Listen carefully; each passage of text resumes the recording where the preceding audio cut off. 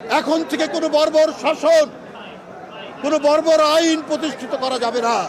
কোনো সরকারি যেন রক্তচক্ষু দেখিয়ে জনগণকে দমন করতে না পারে। বিরোধী দল কথা বলবে, সমালোচনা করবে এবং এই সমালোচনার মধ্যে দিয়ে সরকার তার সংশোধন হবে।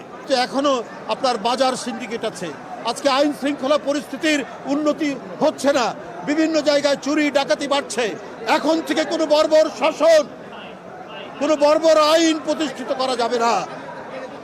আবার শেখ হাসিনা তার বর্বর শাসন ফিরে পাওয়ার জন্য মরিয়া।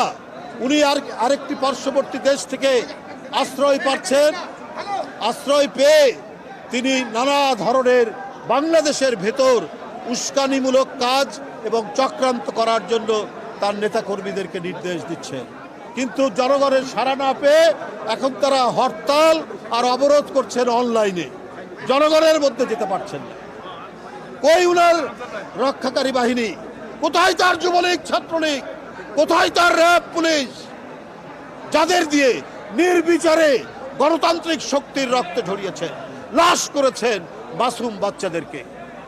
বন্ধুরা আমার, ওই পরিবেশ থেকে এমন একটি পরিবেশ উত্তরণ ঘটাতে হবে, এমন সংস্কার করতে হবে যাতে কোনো সরকারি যেন রক্তচক্ষু দেখিয়ে জনগণকে দমন করতে না পারে। আমরা সেই পরিবেশ চাই।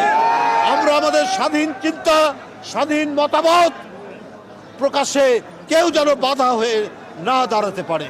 সরকারের কোনো কোনো উপদেষ্টা আমরা সমালোচনা করলে তারা একটু ইরিটেট ফিল করে, তারা বিরক্ত হন, তারা বিভিন্ন মন্তব্য করে।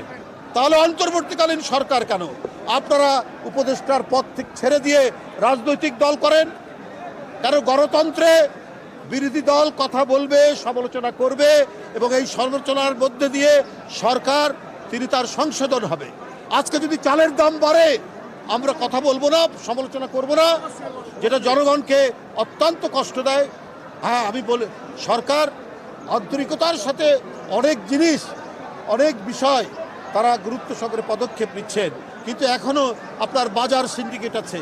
আজকে আইন শৃঙ্খলা পরিস্থিতির উন্নতি হচ্ছে না, বিভিন্ন জায়গায় চুরি ডাকাতি বাড়ছে, গুম হত্যা বাড়ছে। তাহলে এইটার দায় দায়িত্ব তো সরকারের উপর পড়বে। এই জন্য রাজনৈতিক দল, বিরোধী দল, বিএনপি আমরা আমাদের সমালোচনা করি। আমরা বলি সরকারের বিরুদ্ধচারণ নয়, সরকারকে আরও দায়িত্বশীল হতে বলি যে এই সমাজ যেন এমন সমাজ হয় যেখানে শান্তিতে স্বস্তিতে সবাই বসবাস করতে পারে।